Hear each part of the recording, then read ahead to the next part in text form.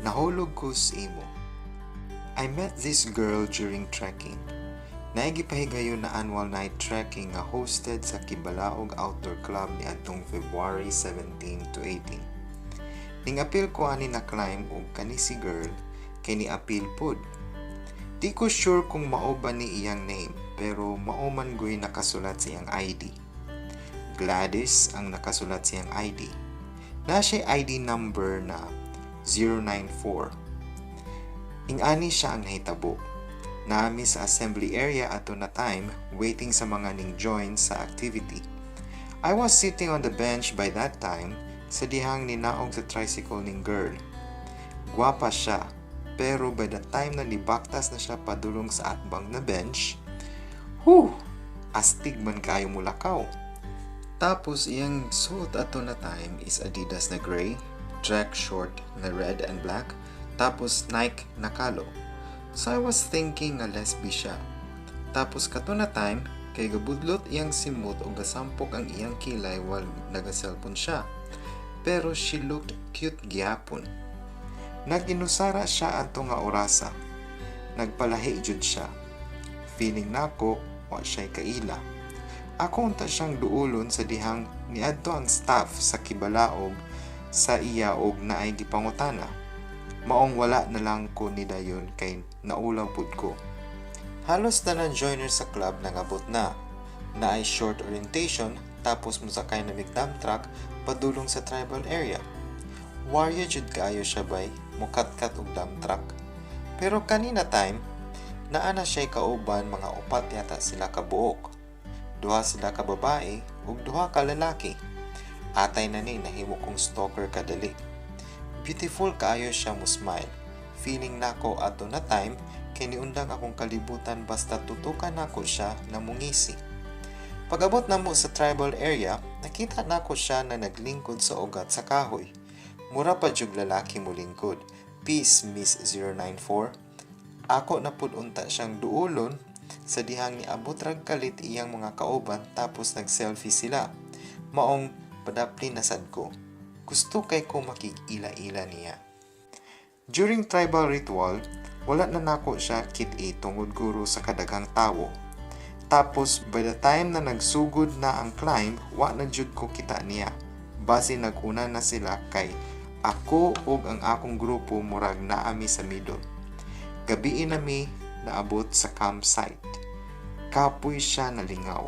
Pero ginapangita nako kung asa ka si Miss 094. Napakyas jud ko na makitaan siya. Until morning came, tapos musa kami balik sa peak to take picture and to enjoy the view, nakita nako siya. Oh my, nganong na-capture niya akong heart. This time, she's wearing the event t-shirt tapos trekking shorts. Mas gwapa siya kay nakawayway iyang buhok. Tapos naka-bonnet o gray. She's pretty. She and her kaubans are enjoying in the peak also. Nag-enjoy na lang pud ko sa peak pero sige ra gyapon kog tan-aw niya. Di man makasawa iyang beauty oy. Ambot nganong naunsa ko pero mudug-dug-dug jud akong dughan pag makita nako siya. Niuna na kog baba kay Miss 094 ug iyang kauban is busy taking pictures pa. Makagigil imong smile. Gwapa kay ka kay mo apilog smile ang imong cute na mata. After na mo nakahipos, ning baba na mi kay swimming pool ang next destination tapos na reggae party. Nawala na pud siya sa akong pananaw, pero sige lang, makita ra gyapon nako siya unya ug nagapanghinaot ko na mapansin ug maila-ila nako siya. Fast forward, pag-abot na mo sa pool, naana si Miss 094 dito. Naka-plaster na stable together sa iyang kauban. Kapoy pa kayog expression iyang dagway. Kitanggal niya iyang bonnet and she was just perfect. Karon pa ko nakasinati ani na feeling. Ning dugdog na pod akong heart. Pero nganong astig man jud siya mulakaw oy. Hahaha. Nakita nako siya nga naligo sa pool. Siya ra isa. Every time na muadto siya sa pool, pag-atik-atik kog kuhag tubig, kay sa ilang table man good nakabutang ang water. Tapos musabay kog lili sa number sa iyang ID o sa iyang pangalan. Nabuang na jud ko ba? Ambot oy, pangitaon dayon nako siya pag mawala siya sa akong pananaw. Niadto kog pool, wala na siya didto. Nibalik ko sa among cottage pero wala na ko siya nakita sa ilang table. Naay iyang kauban pero wala siya. Nalungkot ko kay basin ni uli na. Atik-atik na pud kog kuhag tubig, sabay lili kong naapa iyang bag. Yay, naapa siya. Wala pa siya ni uli. Maong ni-decide ko na muadto na lang sa restroom para magbanlaw o mag-ilis na lang pod. Ug sa dihang maoy paggawas niya sa CR. Ngano man ni Lord, naka-sleeveless siya, naka-maong shorts, sexy kaayo siya. Nakakalo siya cowboy hat na naay nakasulat Gladys. If di ko magkamali, black iyang kalo tapos ang Gladys is red. Tingtanaw ko niya and by the time na nitanaw siya sa ako, murag feeling na ako na ni-stop ang time. Pero gibawi dayon niya ang eyes. Tapos straight og lakaw padong guro sa ilang lingkuranan. Ako mura kog tanga. Mura kog na in love at first sight niya. In ani di ay ni. Ning padayon kog sulod sa men's CR. Pagawas na ako, siya akong una gipangita and she was there. Sitting still while listening to Gola vibes, she's waving her hand while ginatukar ang reggae songs. Nagasayaw pud og apil iyang ulo and I know by that time hilig siya reggae. Wala lang noon nako siya nakita na ni-join og sayaw pero nakita nako siya na musabay og kanta sa tugtog while waving her hand in the air. Nakita nako siya ni saka sa stage para magpa-picture sa Gola Vibes nga reggae band. And I realized na dili lang ako ang nagatanaw sa iya. Gusto nako siya tabunan aron ako ray makakita niya. Sure lang, mura jud ako'y tag-iya niya. Wa baya siya nakaila sa ako ah. The whole duration sa event, naka-focus ra ko niya. Pretty siya, beautiful, cute. I think love na nako siya.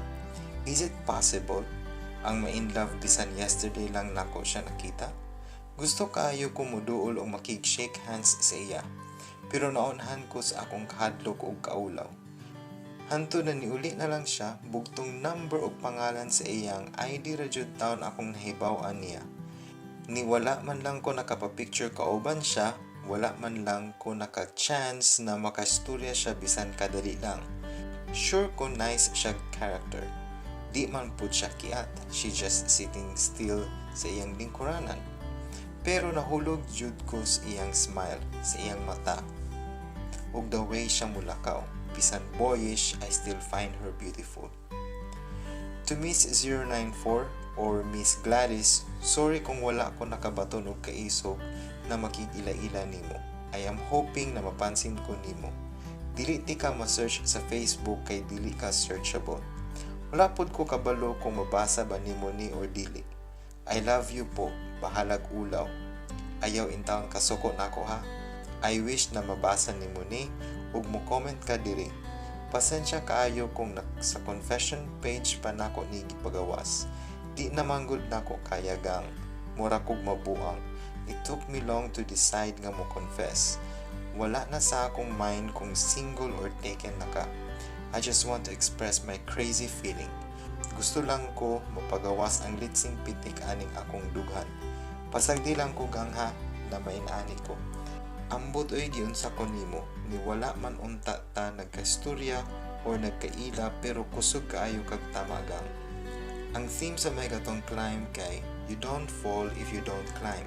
Pero sa imo man ko na fall oy, pa-fall imong smile og imong mata na cute.